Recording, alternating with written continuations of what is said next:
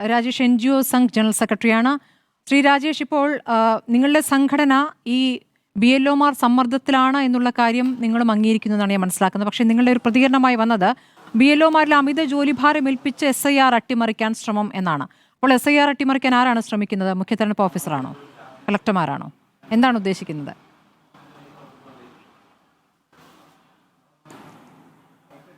ആദ്യം തന്നെ പറയട്ടെ, നമ്മുടെ അനീഷ് ജോർജിൻ്റെ ആ ദുരൂഹ മരണം അത് ഏറെ വേദനാജനകമാണ്.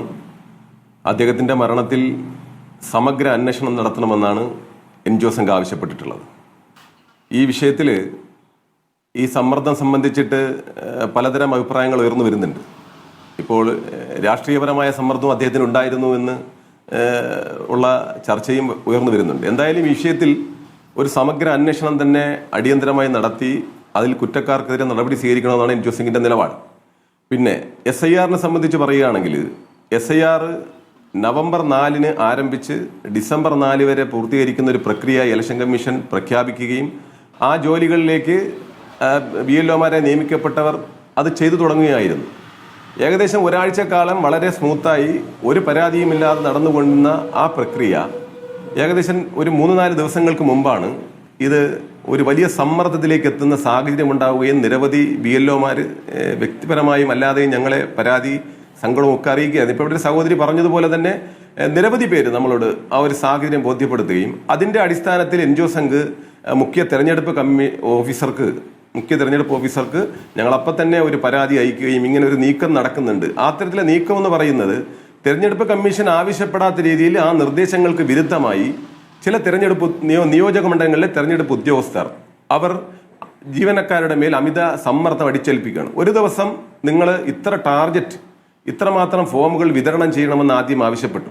അങ്ങനെ ആവശ്യപ്പെടുന്ന സമയത്ത് അവർക്കത് പൂർത്തീകരിക്കാൻ കഴിയാതെ വന്നപ്പോൾ അവരുടെ വീണ്ടും ഒരു സജഷൻ ഈ തെരഞ്ഞെടുപ്പ് ഉദ്യോഗസ്ഥർ വെക്കുവാണ്, നിങ്ങൾ ഫോം വിതരണം ചെയ്യണ്ട, അത് വിതരണം ചെയ്ത് വീടുകളിൽ എത്തിക്കുന്നതിന് മുൻപ് തന്നെ നിങ്ങളത് സ്കാൻ ചെയ്ത് അതിലൊരു QR കോഡ് ഉണ്ട്, ആ QR കോഡ് സ്കാൻ ചെയ്ത് എണ്ണം തികച്ചതിന് ശേഷം നിങ്ങൾ വീടുകളിൽ എത്തിക്കാനാണ് വീണ്ടും നിർദ്ദേശം പോയത്. ഈ നിർദ്ദേശങ്ങളെല്ലാം വാക്കാൽ നൽകുന്ന നിർദ്ദേശങ്ങളാണ്. ഇതൊക്കെ തെരഞ്ഞെടുപ്പ് കമ്മീഷൻ പൊതുവിൽ കൊടുത്തിട്ടുള്ള ഒരു നിർദ്ദേശത്തിന്റെ ഭാഗമല്ല ഈ നടക്കുന്നത്. അപ്പോൾ ആദ്യം നമ്മൾ മനസ്സിലാക്കിയത് ഇത് ഒരു നിയോജക മണ്ഡലങ്ങളിൽ തങ്ങളൊരു വലിയ മത്സരം ഉണ്ടാവുന്നു. ആ മത്സരത്തിലൂടെ അവരവരുടെ നിയോജക മണ്ഡലത്തിൽ ഏറ്റവും കൂടുതൽ ഫോറം വിതരണം ചെയ്തു എന്ന് വരുത്തി തീർക്കാനുള്ള ശ്രമമാണ് നടക്കുന്നതാണ് ഞങ്ങൾ ധരിച്ചിരുന്നത്. പക്ഷേ അങ്ങനെ ഒരു പ്രഷർ വരികയും ഈ ഫോറം ഇങ്ങനെ സ്കാൻ ചെയ്ത് വിട്ട ഫോറം വീടുകളിൽ എത്തിക്കാൻ കഴിയാതെ അവർ വലിയ നിരാശയിലും ആശങ്കയിലുമായി. ആ സമയത്ത് ചോദിക്കട്ടെ ശ്രീ S. രാജേഷ്, അങ്ങ് പറയുന്നത് പോലെ നമുക്ക് കാണാൻ കഴിയാത്തൊരു സമ്മർദ്ദം ഉദ്യോഗസ്ഥർ ചെലുത്തുന്നു എന്നാണോ മനസ്സിലാക്കുന്നത്? അങ്ങനെയല്ലല്ലോ. ഇപ്പോൾ നോട്ടീസുകൾ വന്നിട്ടുണ്ട്, ഷോർട്ട് കോസ്റ്റ് നോട്ടീസ് വന്നിട്ടുണ്ട് പലർക്കും. അതൊക്കെ ഇന്ന് റിപ്പോർട്ടർ പുറത്തു വിട്ടിട്ടുണ്ട്. അതൊരു വശത്ത്. പിന്നെ ഡെപ്യൂട്ടി കളക്ടർമാർ ഭീഷണിപ്പെടുത്തുന്ന അല്ലെങ്കിൽ സമ്മർദ്ദം ഉണ്ടാക്കുന്ന തരത്തിൽ പ്രതികരിക്കുന്ന ഓഡിയോ പുറത്തു വന്നിട്ടുണ്ട്. ഇന്നിപ്പോൾ മുഖ്യ തെരഞ്ഞെടുപ്പ് ഓഫീസർ പ്രതികരിക്കുന്നതും മരിച്ച അനീഷിന്റെ മേൽ അങ്ങനെ ഒരു സമ്മർദ്ദം ഉണ്ടായിരുന്നില്ല, അതായത് SIRുമായി ബന്ധപ്പെട്ട സമ്മർദ്ദം ഉണ്ടായിരുന്നില്ല എന്നാണ്. ആ കുടുംബം പക്ഷെ അത് തള്ളുകയാണ് ചെയ്തിട്ടുള്ളത്. അപ്പോൾ ഇത് പുറത്ത് വേറെ ഏതെങ്കിലും ഉദ്യോഗസ്ഥർ ഏതെങ്കിലും രാഷ്ട്രീയ താല്പര്യത്തിന് വേണ്ടി ഉണ്ടാക്കുന്ന സമ്മർദ്ദമാണെന്നാണ് അങ്ങിപ്പോഴും പറയുന്നത്. മുഖ്യ തെരഞ്ഞെടുപ്പ് ഓഫീസർ പറയുന്നത് അനീഷിന്റെ മരണം SIR സമ്മർദ്ദത്താൽ അല്ല എന്നാണ്. അല്ല, ഞാനൊന്ന് പറഞ്ഞോട്ടെ. ഞാൻ ആ നടന്ന സംഭവം എന്റെ അറിവിൽപ്പെടുന്നതും ഞങ്ങൾ സംഘടനാപരമായി മനസ്സിലാക്കിയ കാര്യം ഞാനൊന്ന് വിശദീകരിച്ചുകൊള്ളട്ടെ. അങ്ങനെ ഞങ്ങൾ തെരഞ്ഞെടുപ്പ് കമ്മീഷനെ ഈ വിഷയം ചൂണ്ടിക്കാണിച്ച് ഇത്തരത്തിലൊരു തെറ്റായ പ്രവർത്തനവും കണക്കെടുപ്പും നടക്കുന്നു എന്ന് ധരിപ്പിക്കുകയും ഇലക്ഷൻ കമ്മീഷൻ തെരഞ്ഞെടുപ്പ് ഉദ്യോഗസ്ഥരെ, പ്രത്യേകിച്ച് എല്ലാ ജില്ലയിലും ഡെപ്യൂട്ടി കളക്ടർമാർ ഉൾപ്പെടെയുള്ളവരുടെ ഒരു അടിയന്തര ഓൺലൈൻ യോഗം വിളിക്കുകയും ആ യോഗത്തിൽ ഇങ്ങനൊരു ആക്ഷേപം ഉയർന്നിട്ടുണ്ടെന്ന് അവിടെ തെരഞ്ഞെടുപ്പ് മീറ്റിംഗ് കൂടുന്ന സമയത്ത് SIRമായി ബന്ധപ്പെട്ട മീറ്റിംഗ് നടക്കുന്നത് രാഷ്ട്രീയ പാർട്ടികൾ ഉന്നയിച്ചിരുന്ന സാഹചര്യത്തിൽ ഇങ്ങനെ ഒരു സംഭവം നടക്കുന്നതായി ശ്രദ്ധയിൽപ്പെട്ടു എന്ന് ചോദിച്ച സമയത്ത് ഈ എല്ലാ തെരഞ്ഞെടുപ്പ് ഉദ്യോഗസ്ഥരും ജില്ലകളിലുള്ളവർ ഇങ്ങനൊരു സംഭവം നടന്നിട്ടില്ല എന്നാണ് പറഞ്ഞത്. പക്ഷേ അവരത് മറച്ചു പിടിച്ചു എന്നുള്ളതാണ് ഞങ്ങൾ മനസ്സിലാക്കുന്നത്. കാരണം നിരവധി പരാതികളും അതുമായി ബന്ധപ്പെട്ട മാധ്യമ വാർത്തകളും നിലനിൽക്കുന്ന സമയത്ത് തന്നെയാണ് അവര് അത് മറച്ചു പിടിച്ച് അവിടെ ഇല്ല എന്നുള്ള, ഇങ്ങനൊരു സംഭവം നടന്നിട്ടില്ല എന്ന് പറയുകയും അതിനെ അടിസ്ഥാനമാക്കിക്കൊണ്ട് മുഖ്യ തെരഞ്ഞെടുപ്പ് ഓഫീസർ ഒരു പത്രക്കുറിപ്പ് 15-ാം തീയതി പുറപ്പെടുവിക്കുകയായിരുന്നു. ഞങ്ങൾ 13-ാം തീയതിയാണ് ഞങ്ങൾ പരാതി കൊടുക്കുന്നത്.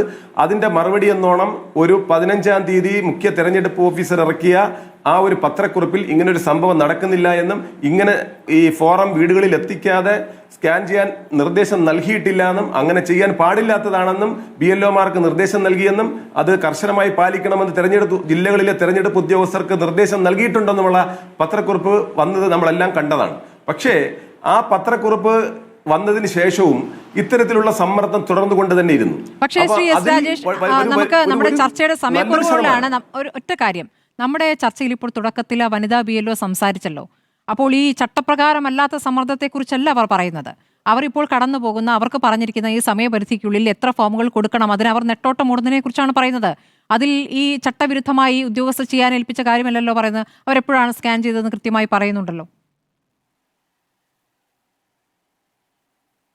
അല്ല, അവരെ സംബന്ധിച്ചിട്ട് അവർക്ക് ഒരു മാസക്കാലമായി ഒരു കാലത്തെ സമയം ഉണ്ടായിരുന്നു, ഒരു മാസം ഉണ്ടായിരുന്നു. അപ്പൊ അവർ സമാധാനപരമായി തുടങ്ങിയതിനിടയ്ക്ക് ഇങ്ങനെ ഒരു പ്രഷർ അടിച്ചേൽപ്പിക്കുന്നു, ഇങ്ങനെ ഒരു സമ്മർദ്ദം വരുന്നു. ഇങ്ങനെ ഒരു സമ്മർദ്ദം അടിച്ചേൽപ്പിച്ചതിന്റെ ഭാഗമായിട്ടാണ് ജീവനക്കാരാകെ പ്രതിസന്ധിയിലാവുന്നത്. കാരണം എന്താന്ന് വെച്ചാൽ ഇങ്ങനൊരു തെറ്റായ കണക്ക് കൊടുത്തും പോയി ആ കണക്കനുസരിച്ചുള്ള ഫോറം വിതരണം ചെയ്യാത്തതിന്റെ പേരിൽ തെരഞ്ഞെടുപ്പ് കമ്മീഷന്റെ ഭാഗത്ത് നിന്ന് എന്തെങ്കിലും നടപടി ഉണ്ടാകുമോ എന്നുള്ള ഭയമാണ് അവർക്ക്.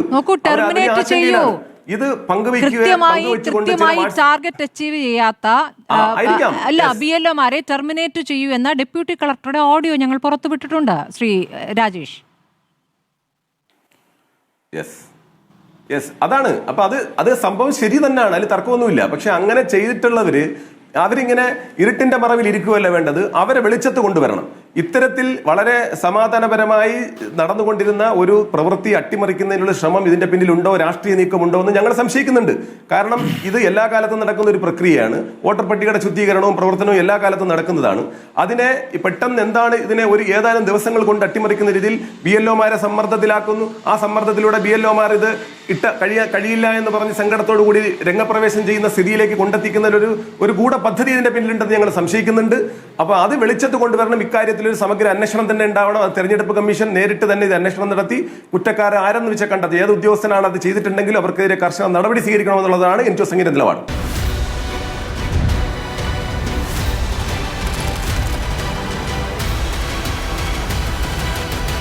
ഡിബേറ്റ് വിത്ത് സ്മൃതി പരുത്തിക്കാട്.